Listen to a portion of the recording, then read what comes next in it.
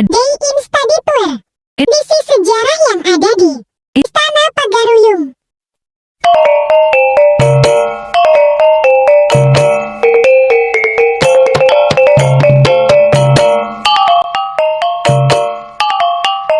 Di lantai ini akan ada benda-benda bersejarah peninggalan Kerajaan Pagaruyung. Di sini kami akan menjelaskan tentang benda peninggalan tersebut. Berikut adalah video penjelasannya.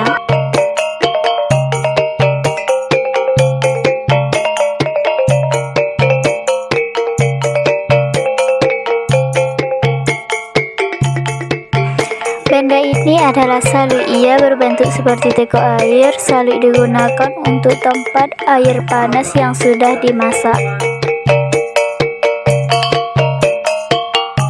Ini adalah vas bunga. Ia memiliki motif burung-burung yang sedang terbang. Ini adalah tepak sirih. Tepak adalah tempat untuk meletakkan sirih. Ini adalah alat penghisap candu. Candu adalah sejenis obat penenang bagi kalangan bangsawan pada masa itu. Tempat air minum yang kini kita sebut sebagai teko air. Cerek memiliki dua jenis yang berbentuk kecil bulat dan kecil panjang. Berikut adalah fungsi. Yang pertama, cerek yang berbentuk panjang ini digunakan untuk menjamu tamu yang datang ke istana. Cerek yang kedua digunakan untuk minum bersama keluarga istana seperti makan atau minum teh.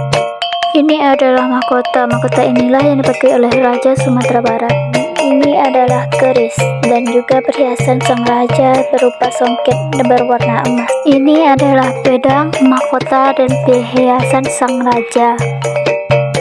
Dan ini adalah senjata tajam yang digunakan untuk kepentingan pribadi dan juga untuk berperang pada masa itu. Ini adalah replika keris yang ada 3 macam dikasih oleh raja sebagai bentuk perdamaian atau pertemuan. Berikut adalah videonya. 1.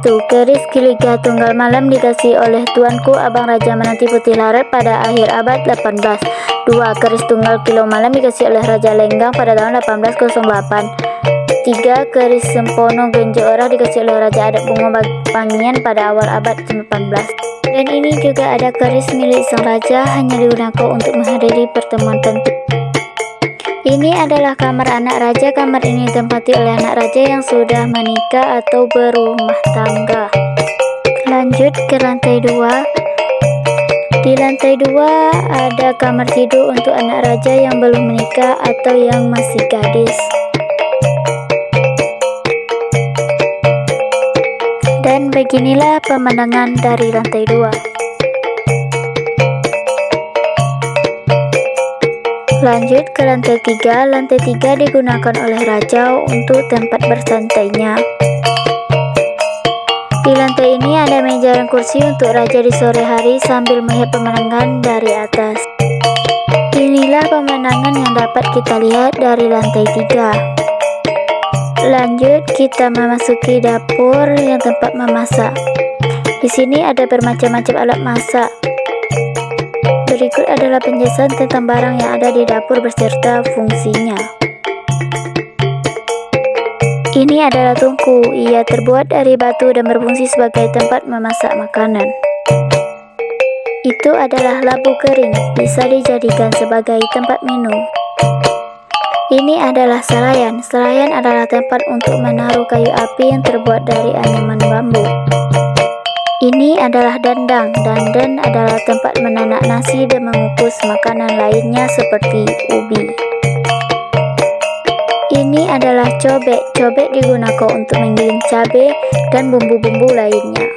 Dan ini adalah penampi. Penampi adalah alat yang digunakan untuk memisahkan beras dari sekamnya. Ini adalah tempat bumbu-bumbu dapur yang terbuat dari tempurung kelapa. Dan ini adalah tempat air yang terbuat dari bambu yang telah dipotong. Ini adalah mangkuk yang terbuat dari anyaman bambu, bisa dijadikan tempat mengukus nasi atau tempat sayur dan buah. Ini adalah kendi. Kendi adalah sebuah wadah yang dibuat dari tanah liat yang dibakar dan digunakan untuk menyimpan makanan. Hanya itu yang dapat kami sampaikan. Lebih dan kurang kami mohon maaf.